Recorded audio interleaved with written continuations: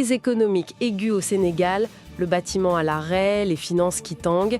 Et puis, en parallèle, cette escalade au Moyen-Orient. Israël, l'Iran, ça chauffe. Oui, un contraste assez saisissant entre les défis, disons, intérieurs et puis ces crises internationales majeures. On va essayer de décrypter tout ça. Commençons par le Sénégal alors. Le BTP, donc le bâtiment et travaux publics, on parle de crise profonde. Ah oui, c'est assez net. Les commandes sont en chute libre, il y a des licenciements, beaucoup, et puis les retards de paiement de l'État qui n'arrangent rien, évidemment.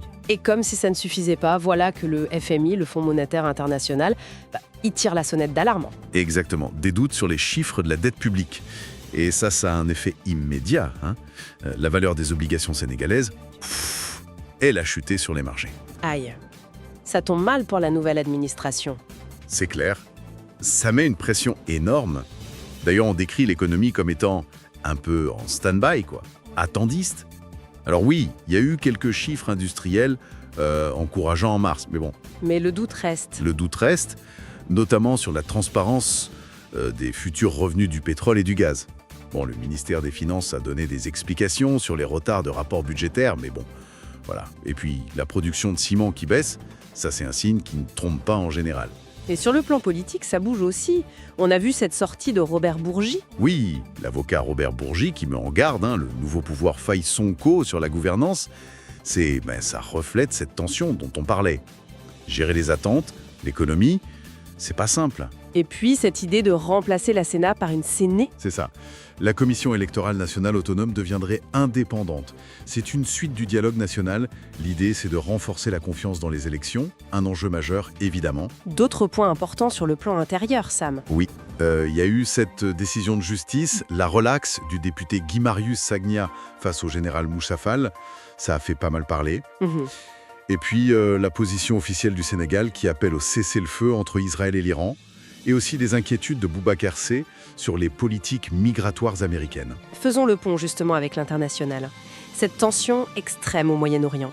Israël qui frappe l'Iran, encore et encore. Oui, c'est la 4e nuit consécutive, apparemment, des sites militaires visés et Téhéran qui réplique avec des salves de missiles.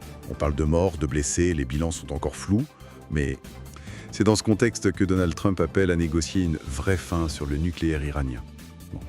L'effet d'annonce, peut-être. Peut-être, oui.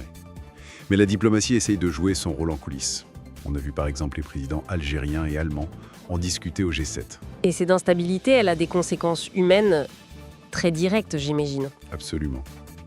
Il y a cette demande de jeunes Français qui avaient été emmenés enfants en Syrie par leurs parents djihadistes. Ils demandent à rentrer. C'est un drame humain. Oui.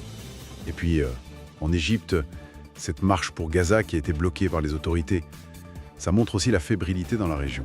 On termine avec une note un peu différente. Retour au Sénégal avec du sport. Oui, une inauguration sympa. Un nouveau stade d'athlétisme à Dinguiré. C'est Amim Baketiam, l'ancienne championne, qui porte ça. C'est bien. Oui, c'est un investissement pour la jeunesse, pour le local. C'est toujours bon à prendre, surtout quand le contexte économique est difficile. Ça donne des perspectives. Et juste un mot sur l'éducation en France, le bac philo 2025. Des sujets profonds posés aux lycéens. Ah oui, plus de 530 000 jeunes qui ont planché sur des questions comme « Notre avenir dépend-il de la technique ?» ou « La vérité est-elle toujours convaincante ?» De quoi réfléchir. Effectivement. Bon, pour résumer cette actualité, un Sénégal sous pression, économiquement, politiquement, et un Moyen-Orient sur le fil du rasoir. Et tout ça est lié en fait.